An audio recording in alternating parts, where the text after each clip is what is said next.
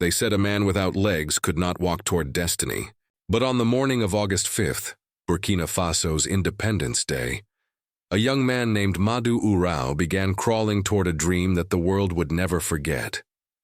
The sky over Ouagadougou was still dark, but the air carried the electricity of celebration.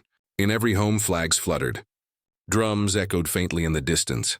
Yet in one small house on the city's edge, another kind of preparation was taking place. One not for a parade, but for a promise. Inside, a young man sat on the floor beside a bed too low for dreams. His hands trembled slightly as he wrapped leather guards around his palms, hands that had become his legs. He whispered, "Today, I finish what I promised you, Father." A torn photograph lay before him, a smiling man in a military cap, holding a boy on his shoulders. The image was faded, but the memory burned bright. 3 years ago, Madu had everything: strength, laughter, and speed. Then came the accident. A single roar of a motorcycle, a flash of light, and silence. When he woke, half of him was gone. Not just his legs, but his purpose. For months he drowned in shadows.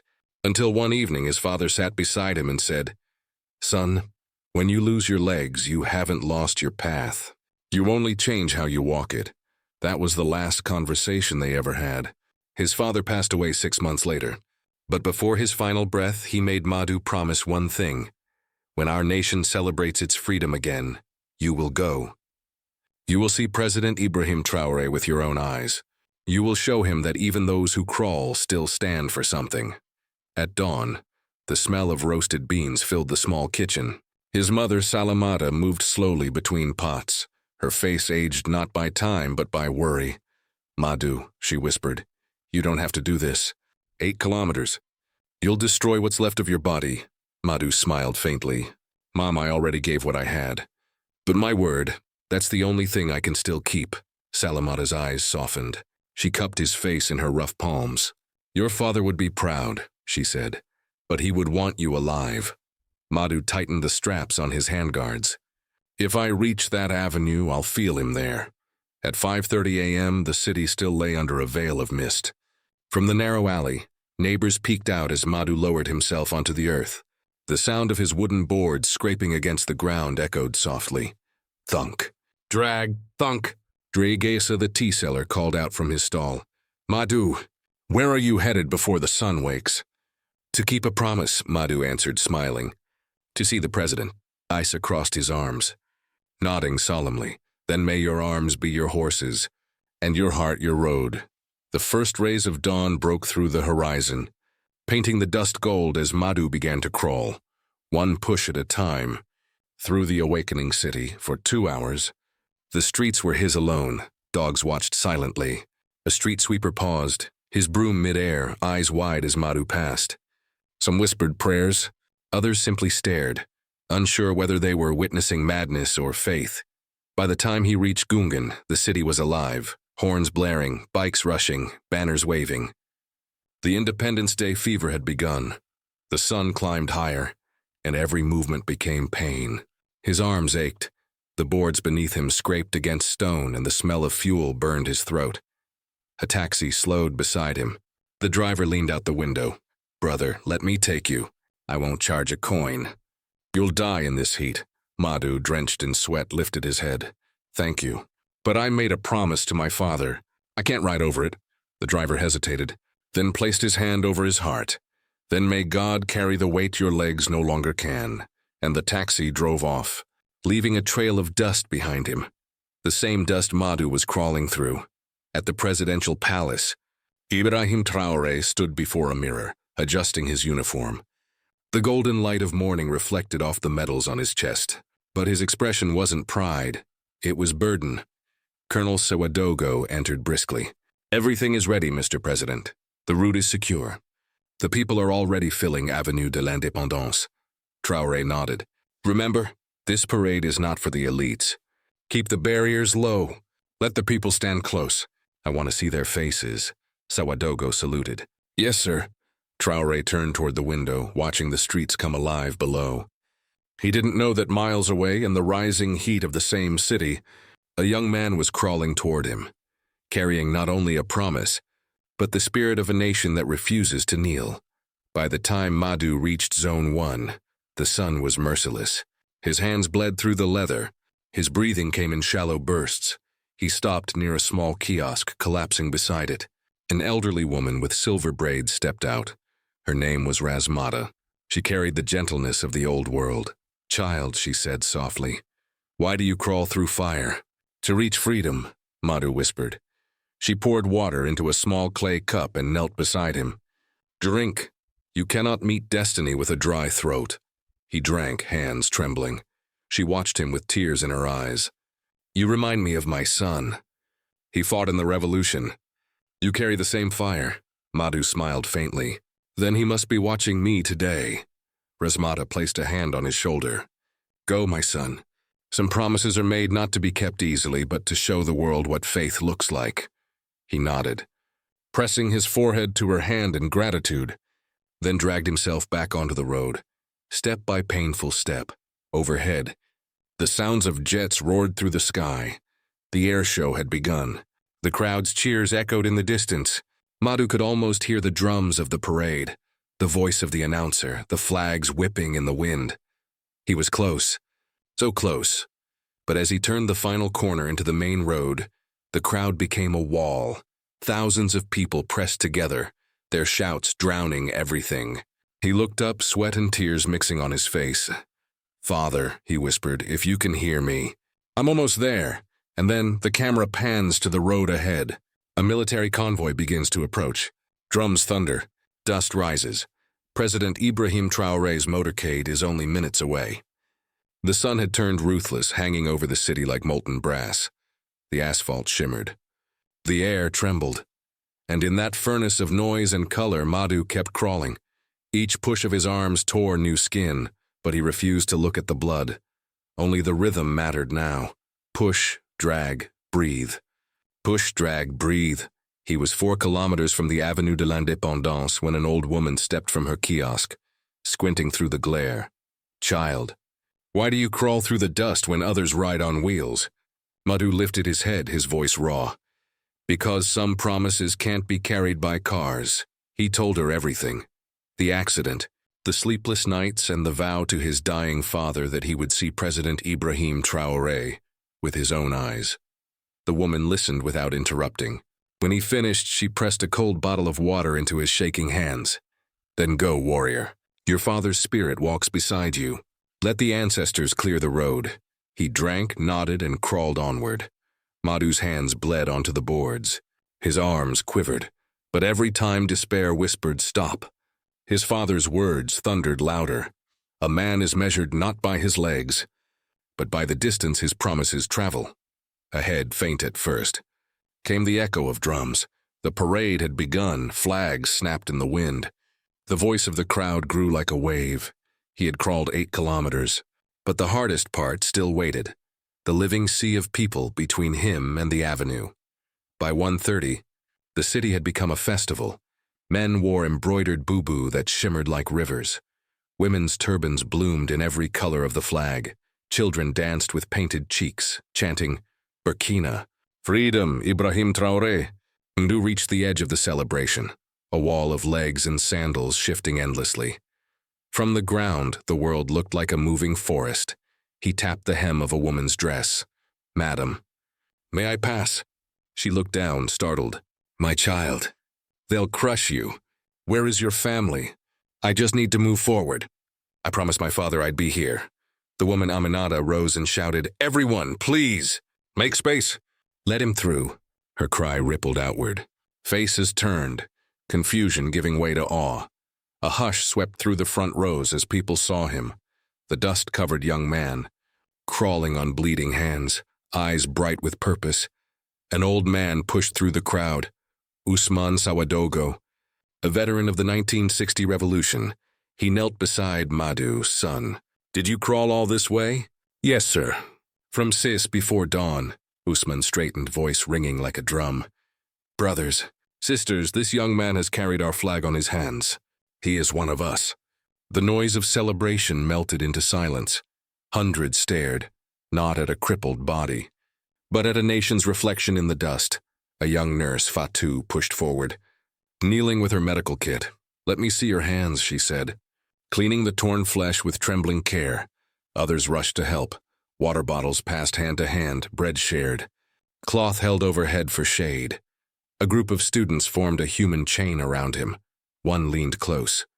"Sadu, barely older than Madu himself. Brother, why endure this pain?" Madu looked up, voice steady despite the tremor in it. "Because my father believed in a new Burkina, in a leader who listens. I came to prove that even the broken still dream." Fatu's eyes glistened. "Then today you carry all of us." 2 kilometers away, the engines of the convoy thundered to life. In the courtyard of Kosyam Palace, the red-berated president stood tall beneath the sun. Colonel Sawadogo approached. "Mr. President, it's time. The avenue awaits." Traoré adjusted his cuffs, then said quietly, "We drive slowly. No armored windows, no tinted glass. Today I must see the people, and they must see their captain." He climbed into the open-top vehicle. The convoy rolled forward. The crowd's excitement reached fever pitch. Sirens wailed in the distance. Flags lifted like waves. "Sadu!" someone cried. "He's coming." Madu's heart hammered in his chest. He was 50 meters from the front row. The students tightened their chain around him, shielding him as bodies surged, but the pressure grew unbearable. Feet shuffled closer. Elbows dug in, the air thinned. "I can't breathe," Madu gasped. Sadu bent down, shouting over the roar, "Hold on, brother! You're almost there. Your father is watching." Madu tried to answer, but only a whisper escaped. He looked up. The crowd blurred. The sky spun. The sound of drums became a distant heartbeat. He saw the flash of a flag, the glint of the presidential motorcade turning onto the avenue. And then, darkness washed over his vision. The roar of the people swelled as the convoy drew near. Cameras rose. Children climbed shoulders. But at the edge of the street, a young man lay still in the dust, his hands open, as if still reaching toward his promise. And among the chants of "Traoré, Traoré!" someone's voice broke through, raw, desperate. "Help him. The boy who crawled from Sis, he's fainted." The convoy slowed. Soldiers glanced toward the commotion. Inside the vehicle, Ibrahim Traoré turned his head. For a brief moment, his eyes caught sight of something strange. A motionless figure in the dust, surrounded by hundreds of kneeling citizens. He raised his hand. "Stop the car."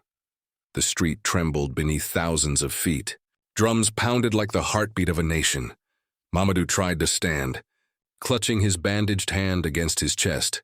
Then, a heavy boot came down. A scream ripped through the crowd. The man who stepped on him didn't even look back. Pain surged like fire through Mamadou's arm, white, blinding, merciless. He collapsed to his knees, his face pressed against the burning earth. "My hand," he gasped, voice breaking. Blood seeped through the cloth. Fatou, the nurse who had been helping others, rushed to his side.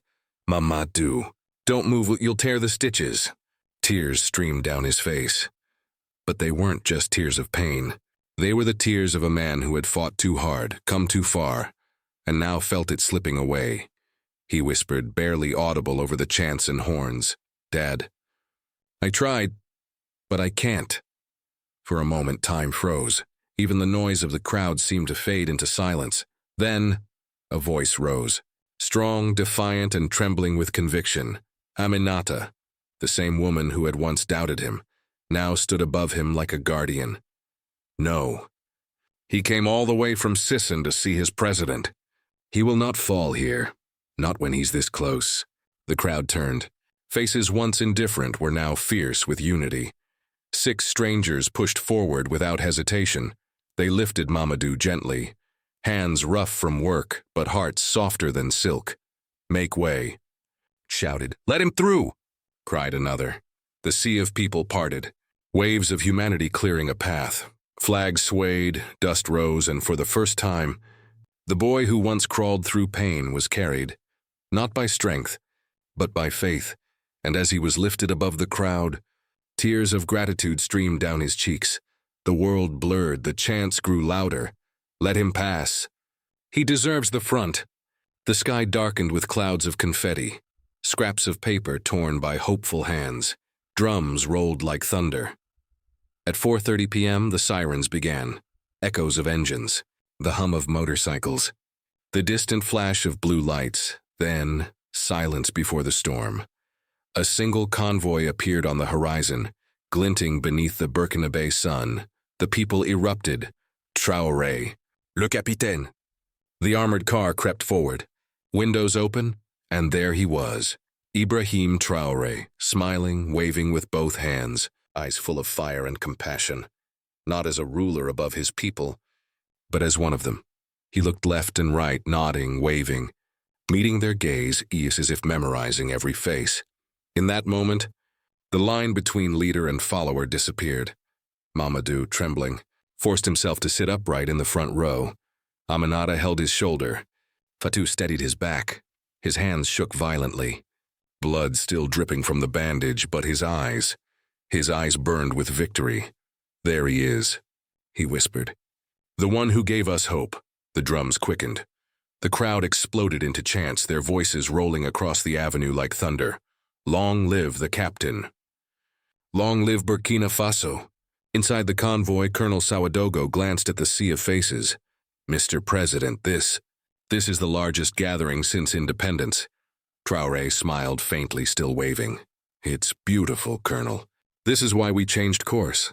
For moments like this, the car crept forward at barely 10 kilometers per hour. Advisors whispered about risk, about protocol, but Traoré ignored them. A president who cannot approach his people, he once said, is not truly their president. And in the next heartbeat, destiny tested those very words. As the convoy drew level with the front row, something shifted in the air. Traoré's eyes, scanning thousands of faces, and suddenly stopped. There, a young man, covered in dust and blood, hands torn, eyes wet, yet smiling through agony.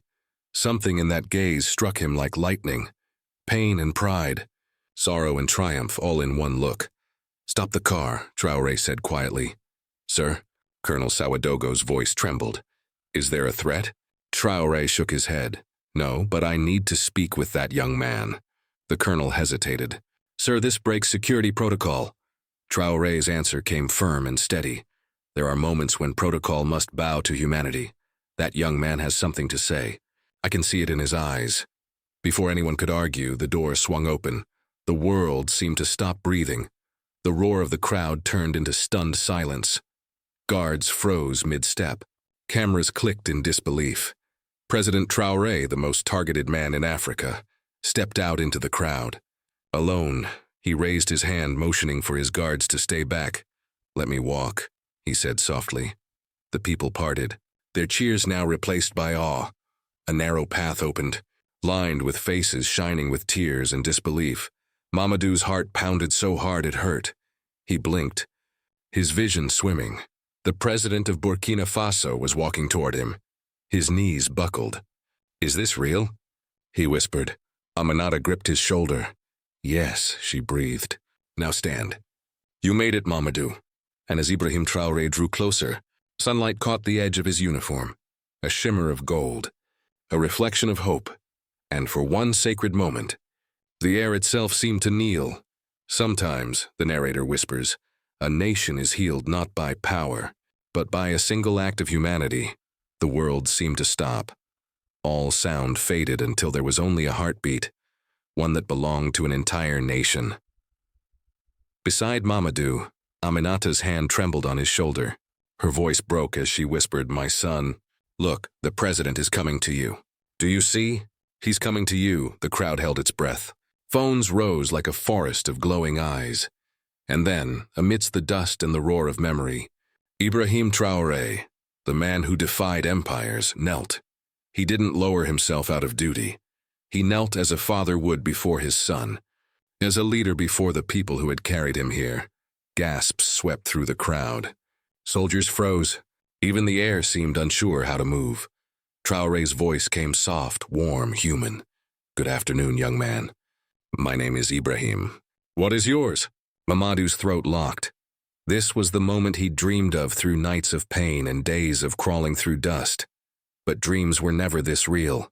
His lips trembled. Madu Wedrao, Mr. President. Traoré studied him. The bloodied hands, the torn clothes, the unbroken eyes. "Mamadou," he said gently, "I can see the road was long. Your hands are wounded, yet you came here smiling. Tell me, where did you come from?" "From Sissin, Mr. President. I left before dawn, and I crawled." A collective murmur rolled through the avenue. Even the toughest guards blinked in disbelief. Traoré knew the streets of Ouagadougou. He knew what 8 kilometers of gravel and heat meant. He also knew what kind of spirit it took to cross them without legs. "You crawled all that way, just to stand here today?" Mamadou nodded weakly. "Yes, Mr. President. I promised my father before he died that one day I would stand in the front row when you passed. He said you were different, that you cared for people like us." Something flickered behind. Traoré's eyes, grief, pride, memory. "When did your father pass?" 3 years ago, Mamadou whispered. 6 months after my accident." "And the accident?" "A motorcycle crash. I lost both legs, but my father told me again and again. A man is worth his promises, not his legs." The words struck deep. For a heartbeat, Traoré's composure faltered. He placed a firm hand on Mamadou's shoulder, steady, respectful. "Your father was right," he said. "And today, you've shown us the kind of Burkina Faso we need. Men and women who keep their promises no matter how hard the road." Traoré rose slowly and turned to the sea of faces. His voice echoed through the microphones, clear as a bell cutting through storm. "People of Burkina Faso, today you have seen the true spirit of our nation. This young man crawled more than 8 kilometers to keep a promise to his father. If each of us carried his courage, no dream would be beyond our reach." The crowd erupted. Flags waved, drums thundered, tears streamed freely. But Traoré wasn't finished. He bent again, slid his arms beneath Mamadou's shoulders, and lifted him high. "Today, Madu Wedrao will not return home crawling," he declared. "Today he returns as my guest of honor, in the presidential car." The avenue exploded in cheers that shook the city itself. Instead of heading straight back to the convoy, Traoré began walking, step by step, carrying Mamadou in his arms. Children screamed his name. Mothers wept. Men who had once doubted him raised their fists in salute. Camera flashes lit the sky like lightning. Across the world, live streams captured an image that would define an era, a leader carrying a citizen who carried only faith. But for Mamadou, none of that mattered. In his ears, only one sound existed. The heartbeat of the man who held him. He whispered softly, "Thank you, sir." "Father would be proud." Traoré looked down, eyes shining. "No, my son. I am proud, because today you showed me the true meaning of being Burkina Faso." The sun rose over Gonghen, painting the rooftops gold. Mamadou woke to a home built for independence, ramps instead of stairs, light through wide windows, space to move, space to dream. The old room in Sissin was gone, but the spirit that had carried him 8 kilometers still lived in every breath. He straightened his tie, ready for another day at the Ministry of Social Action, a role born from that miraculous afternoon. From the kitchen, Fatou called out. The nurse who had once bandaged his bleeding hands was now his partner in life and mission. "Mamadou, are you ready?" "Coming," he said, rolling into the living room in his motorized chair. A gift from the president himself. Fatou smiled, sliding a newspaper across the table. "Look, the new program already helped more than 5,000 people." Mamadou studied the photo. Children in wheelchairs laughing on a soccer field. This is what matters," he said softly. "Not just help, hope. That they grow up believing they can dream." By 8:30 he was in his office. Sadou, the student who had shielded him in the chaos, now worked by his side. "Good morning, boss. You've got meetings with the disability organizations at 10. And at 3, the president is visiting." A spark of nerves ran through him. Traoré never sent delegates. He came himself, always. No convoy of sirens this time. No spectacle. Just the quiet arrival of a humble man in uniform. He entered, smiled, and embraced Mamadou. "Brother, how are things?" "Very well, Mr. President. 5,000 supported, 800 jobs created. And more importantly, minds are changing." Traoré nodded proudly. And the African Union, they've invited us to present the Promises Kept program at the next summit. Mamadou blinked. Ghana, Senegal, and Côte d'Ivoire want to learn from it. Traoré leaned forward. Will you go represent us? Mamadou swallowed hard. It would be an honor. Sometimes I still can't believe this is my life. Traoré's tone softened. Mamadou, that day on Avenue de la Nation, when I stopped the convoy. Some said I'd lost my mind, but I saw in your eyes the same fire that once carried our people to independence. My job isn't to rule from a palace. It's to recognize greatness wherever it lives. Mamadou's eyes filled with tears. When my father died, I lost hope. The promise I made to him kept me alive. I thought my story had ended, but now I see. It was only beginning. He was right, Mr. President.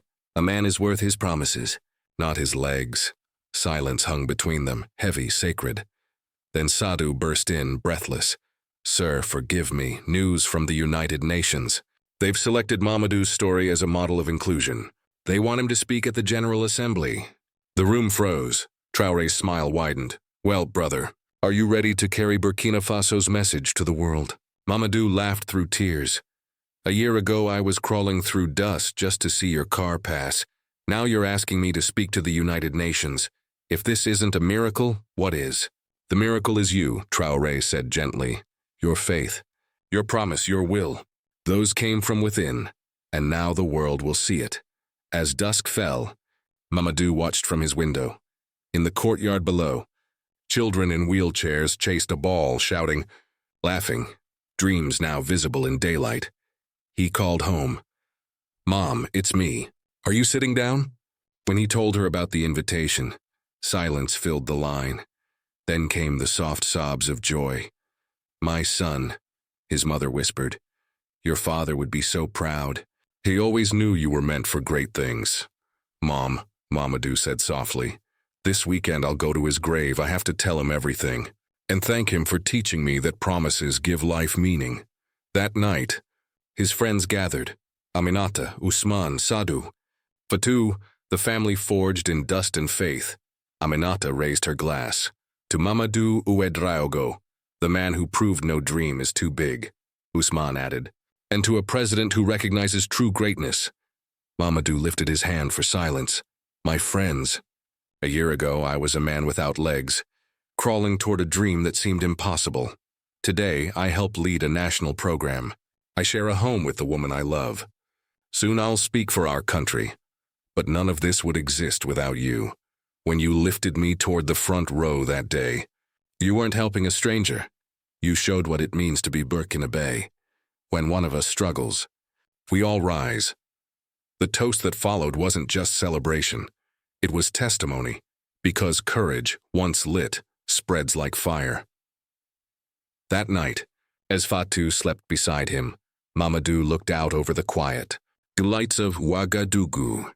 He thought of his father, of crawling through dust, of a man who stopped an entire nation just to kneel beside him. His heart swelled with gratitude. He whispered into the darkness.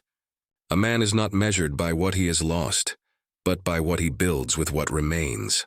When dawn broke, he rose, as he always did, with purpose, because some promises never sleep. In the land of upright men, a young man without legs taught the world that real strength isn't in what we possess, but in what we choose to become. Mamadou's journey reminds us that when compassion meets courage, one act of humanity can change a nation and inspire the world. So if this story touched your heart, write God bless President Traoré in the comments below. And remember, like, share, and subscribe to help us keep spreading stories of hope and light across Africa and beyond. Every comment, every view, every share keeps this flame alive. Until next time, stay brave, stay kind, and never break a promise.